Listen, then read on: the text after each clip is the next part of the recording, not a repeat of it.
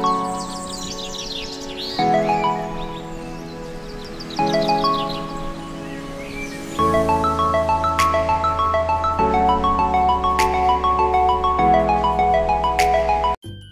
1:30 वाजलाय, सगळेजण झोपले. मी एकटीच केक बनवते आणि दाखवते. मी कधीपासून बनवते पण मी शूट नाही केला, त्याचं कारण तुम्हाला दाखवते. परत असं माझं कधी किचन असं नसतो आणि बऱ्याच वेळा कधी कधी घाई असते तेव्हा असतो सुद्धा, पण आता तुम्हाला दाखवते कसा आहे म्हणून मी शूट नाही केलं. कारण का मला ना रेसिपीपेक्षा मला घाई जास्त आहे. रेसिपी मी कधी पण केकची रेसिपी कधी पण शेअर करेल, कारण का मी करतच असते केक. तर काय पसार आहे तो दाखवते आज तुम्हाला. इकडे बघू शकता, इकडे हे सगळं, इकडे केक शिजत ठेवलेला आहे, मी बेक करत ठेवलं आहे. त्यानंतर असं काही पसारा आहे माझा आणि काम सुरू आहे इथे. हे मी गनाश बनवून घेतलेला, आत्ताच बनवलेला या टोपात. त्याच्यातच लगेच इथे मिल्क बनवला आणि केक हा चॉकलेट केक तयार होतो. फुल चॉकलेट केक आहे आणि क्रीमसुद्धा चॉकलेटचीच आहे. आणि असं काही पसारा आहे. अजून एक केक शिजते आणि एक केक आणि हे प्रीमिक्सचं आहे आणि हे मी कंडेन्स मिल्कचं बनवलेलं. तर मी कधीतरी शेअर करेल रेसिपी. आणि असा माझा आजचा ओट्याचा पसारा आहे, बघू शकता. त्यामुळे ह्या पसाराच्यामुळे मी शूट नाही केलं आहे केकचं, कारण का मला आज वेळच नाही आहे. आता वाजले 1:30 आणि मी अजून एवढंच केक तयार झाले, दुसरा बेक होते.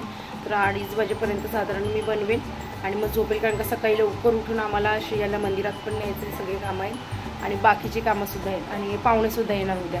तर त्यामुळे विचार केला का पाहुणे येणार, सगळी गडबड असणार, त्यामुळे आत्ताच मी केकचं काम करते आणि मला झोप येत नाही आहे. सगळ्यात महत्त्वाचं मला आता माहीत नाही काय करेल मी.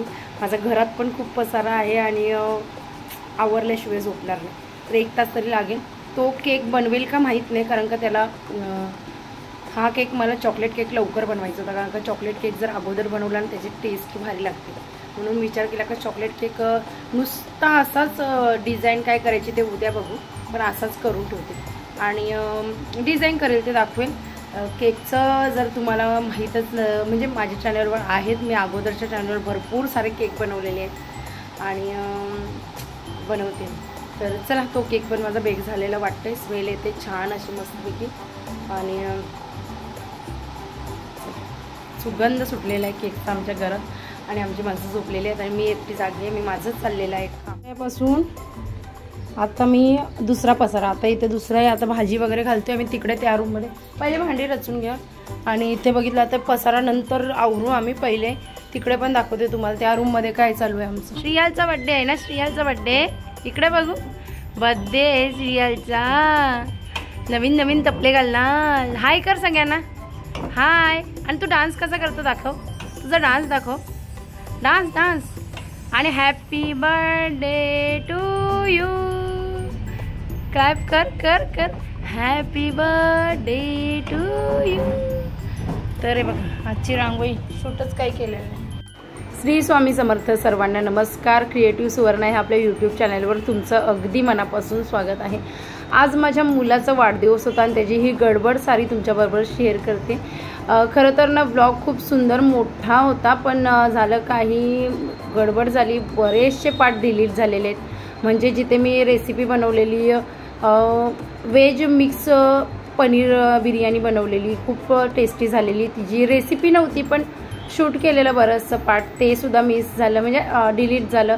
त्याचबरोबर चना मशरूम भाजी बनवलेली, बऱ्याचशा रेसिपीज डिलीट झाल्या, कारण का स्टोरेज भरपूर झालेलं आणि डिलीट एखादं करताना बरेचसे दुसरं डिलीट झालं, म्हणजे ह्या ब्लॉगमधलं. तर असं म्हणजे ही मला एक शिक्षा मिळाली, कारण का मी ब्लॉग लेट एडिट करते त्याची. तर बाकी जे काही आहे ते तुमच्याबरोबर शेअर करते. हा रसमलाई केक इथे मी बनवायला घेतलेला. रसमलाईचा येलो केक आहे, पण मी स्काय ब्लू कलरमध्ये त्याला कवर करून घेणार आहे. त्याचबरोबर दुसरा एक पायनॅपल केक बनवून ठेवलेला आणि आपला रात्री बनवलेला तुमच्याबरोबर शेअर केले चॉकलेट केक.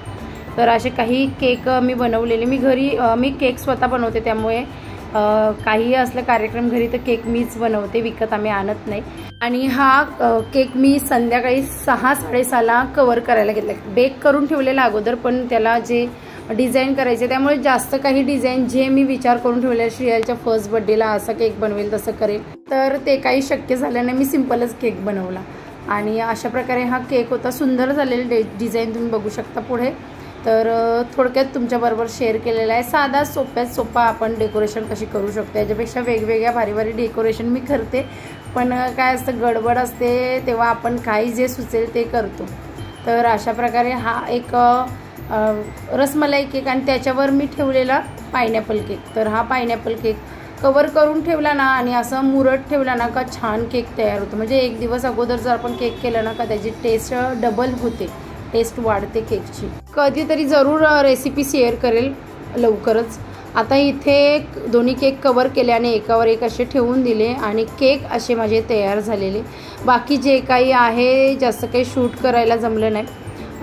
जे काही शूट केले ते सुद्धा डिलीट झालेलं आहे. पण माझ्या मुलाचा पहिला बड्डे होता, तो नेहमी आठवणीत राहावा त्यामुळे तुमच्याबरोबर अशा प्रकारे शेअर केलेला आहे. तर जरूर कमेंट करून सांगा कसा वाटला आजचा ब्लॉग.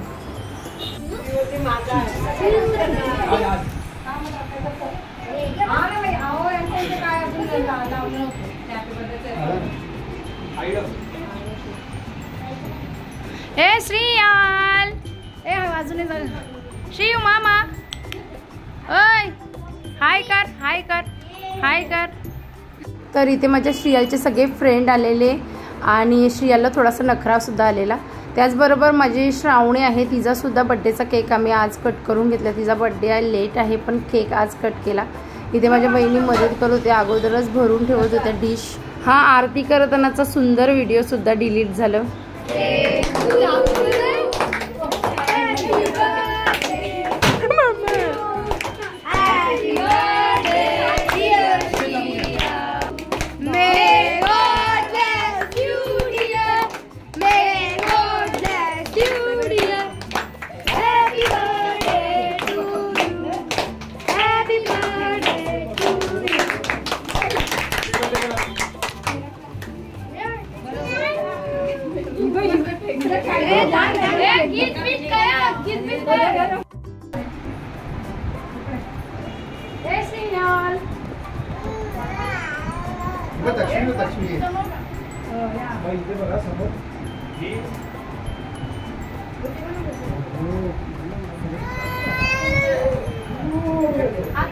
इकडे बघा, इकडे